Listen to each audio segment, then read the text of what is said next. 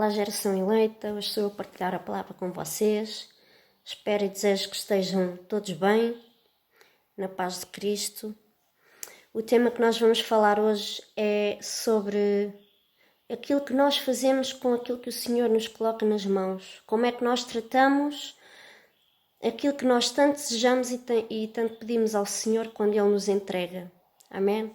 Vou ler aqui um versículo que se encontra em Tiago 1:25, que diz: Mas o homem que observa atentamente a palavra, a lei perfeita, que traz a liberdade, e persevera na prática dessa lei, não esquecendo o que ouviu, mas praticando-o, será feliz naquilo que fizer. Tiago 1:25.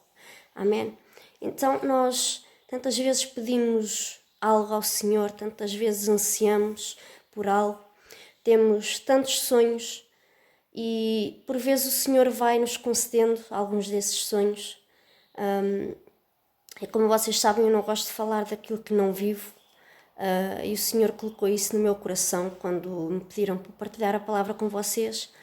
Eu só posso falar daquilo que vivo. E então há algo que eu desde pequenina que sempre gostei de fazer e que sempre dizia: eu se fizer isto ou aquilo nem vou considerar como trabalho, porque é algo que eu gosto muito de fazer. E o Senhor me tem aberto essa porta numa determinada área da minha vida. Alguns de vocês já vão acompanhando o trabalho. E a grande questão é como é que nós tratamos disso que o Senhor nos vai entregando nas nossas mãos. Seja a nível de trabalho, seja a nível de coisas que nós desejamos. Como é que nós cuidamos? Porque muitas vezes, se nós não cuidarmos bem daquilo que o Senhor nos dá, as bênçãos podem se tornar maldição. Tudo depende da forma como tu e eu trata daquilo que o Senhor nos concede, não é verdade? Porque nós temos o exemplo de Moisés. Moisés tinha a promessa de ir para a Terra Prometida, de chegar à Terra Prometida, mas Moisés, por um simples ato de não tocar na rocha, mas sim ferir a rocha, Moisés não entrou na Terra Prometida. Moisés levou o povo e ele simplesmente viu a Terra Prometida assim lá de longe. Moisés não entrou na Terra Prometida porque não obedeceu ao Senhor. Eu lembrava-me de outro exemplo, do exemplo do rei Davi, vocês todos conhecem. Davi tornou-se rei, foi algo que o Senhor lhe entregou, foi torná-lo rei. E como é que Davi se comportou pelo facto de ser rei? Toda a gente conhece que Davi traiu um dos seus homens, Urias, e com a sua mulher Batseba, e ele usou o facto de ser rei, de poder comandar a guerra, não é?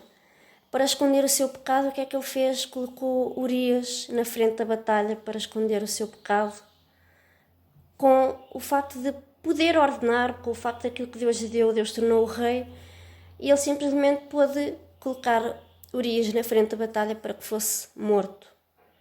Ok, de certa forma escondeu o pecado por algum tempo, mas nós de Deus não escondemos nada. Deus conhece o nosso coração, conhece as nossas intenções e conhece o para que é que tu desejas ser isto ou aquilo, ou fazer isto ou aquilo. E por vezes más decisões e más escolhas, como nós vimos aqui com Davi, vão trazer consequências. Nós por vezes até conseguimos o nosso objetivo. Davi conseguiu esconder de certa maneira o pecado, mas teve a consequência. Será que compensa? Será que é bom usarmos de forma errada aquilo que o Senhor nos dá para nosso belo prazer? Claro que não. Então, era para refletirmos todos, que saibamos cuidar da melhor maneira aquilo que o Senhor nos coloca na nossa mão. Todos vocês conhecem a palavra, e que é algo que eu faço sempre de manhã, quando acordo.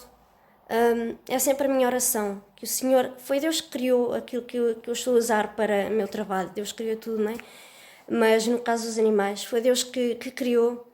Então eu peço sempre sabedoria a Deus, não a minha sabedoria. Nós vamos muitas vezes na nossa força. Eu sei fazer, eu aprendi, eu estudei, que não é o meu caso, mas noutras situações mas nada se sobrepõe à sabedoria do Senhor e àquilo que o Senhor nos faz aprender. Então é sempre a minha oração de manhã, que o Senhor me ajude, que seja as mãos dele, que não sejam as minhas, que sejam as mãos do Senhor, que não sejam as vossas, e que seja a sabedoria que vem do alto e não a sabedoria do homem, para usarmos ou para cuidarmos daquilo que o Senhor nos concede. Amém? E quero-vos deixar com uma oração da qual eu gosto muito, que é uma oração que está em Números, que diz: o Senhor te abençoe e te guarde, o Senhor faça resplandecer o seu rosto sobre ti e te conceda graça, o Senhor volte o seu rosto e te dê a paz. Esta oração está em Números 6, do 24 ao 26. É uma oração tão simples e tão poderosa. Então que o Senhor vos abençoe, vos deixe a sua paz. Breves vamos estar juntos. E não se esqueçam, cuidem bem daquilo que o Senhor vos entrega nas mãos. Amém? Beijinhos.